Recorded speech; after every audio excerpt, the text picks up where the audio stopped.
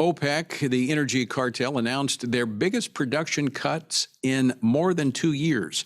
According to reports, this came despite a full-scale pressure campaign from the Biden administration. The White House is in damage control mode. But as I said, from day one of this administration, President Biden made the decision to limit U.S. oil production. And American families have been paying the price ever since. Joining me now to discuss this and much more, Congresswoman Vicky Hartzler. She is a member of the House Armed Services Committee. She represents the 4th Congressional District of Missouri. Vicky, welcome back to the program. Well, it's good to be here, Tony. Thanks. Now, you've been out on the ground all across the state of Missouri. Of course, you're back home now as well, going across the state. What's your reaction, and how do you think your constituents are going to react to this, the effect of this news from OPEC with rising gas prices?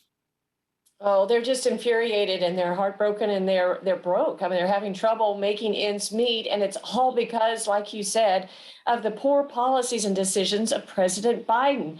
This is a self-inflicted wound, and people know it. People know that under President Trump and when Biden took office, gas was much, much cheaper. And we were embracing American-made energy.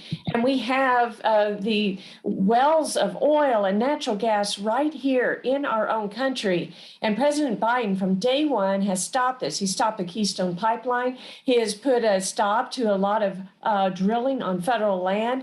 He's making it more difficult for the oil and petroleum companies to operate. And then he goes over to other countries, Saudi Arabia, Iran, Venezuela, and begs them to produce more oil.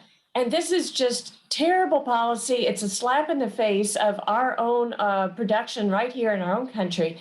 And we just need to encourage more production here. This was ridiculous what they said today, that they're in the Wall Street Journal reported that after OPEC made this announcement, the president is actually going to Venezuela and is looking at perhaps softening sanctions on them and getting them to produce more oil. Why doesn't he go to American oil production companies and take these regulations off, take these taxes off, and encouraging them to drill more right here? That's a really good question. And I think many Americans are asking that question. Why will we go around the world to find another source of oil, making ourselves vulnerable and dependent upon regimes like OPEC or Venezuela? Why are we not facilitating it here in this country like the previous administration? It is just mind-boggling, lacks all common sense. I think it's pure politics, but it makes no sense that we would be promoting more green energy in the midst of this crisis. Even if you embrace all of that and shifting 100% to all solar and wind, it's going to take years to get there. So how come the administration didn't say, well, we'll keep pursuing that, but in the meantime, let's embrace and use the American energy that we have right here in our own underground?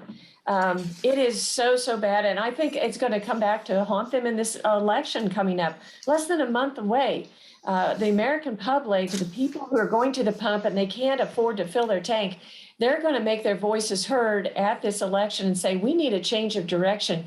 We need leaders in this country who are going to embrace American energy and quit pandering to our enemies abroad.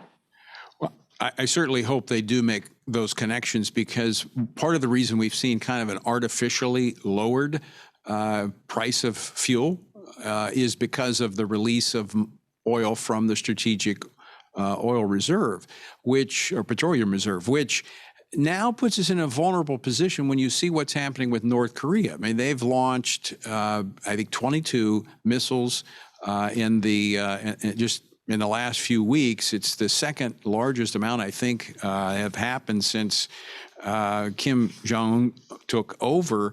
So are we not putting ourselves in a strategically vulnerable position just when you look at oil, but also just neglecting what's happening over there?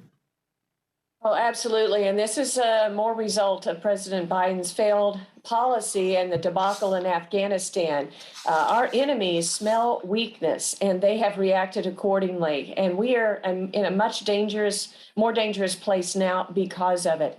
I firmly believe that Putin would not have invaded Ukraine if we hadn't had the invasion of Afghanistan, the debacle there. I believe Xi Jinping wouldn't be emboldened as he is flying and making threats related to Taiwan. And I don't believe Kim Jong-un would be sending off these missiles like he is if President Biden, the United States, were viewed as being strong once again. And so we're in a very vulnerable place.